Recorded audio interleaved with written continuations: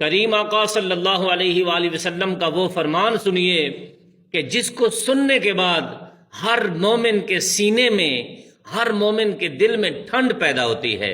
آقا نے فرمایا، لوگو سنو، من مات علی حب آل محمد مات مؤمنا، کہ جو بھی میری اہل بیت اطہار کی محبت میں فوت ہوا وہ مومن ہو کے مرا۔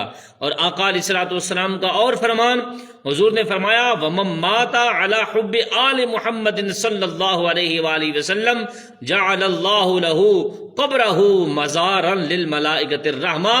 حضور نے فرمایا، وہ میرا امتی جو عشق عطرت پیغمبر رسول صلی اللہ علیہ وآلہ وسلم میں مرا تو خداوند تعالی اس کی قبر کو رحمت کے فرشتوں کے لیے مزار بنا دے گا۔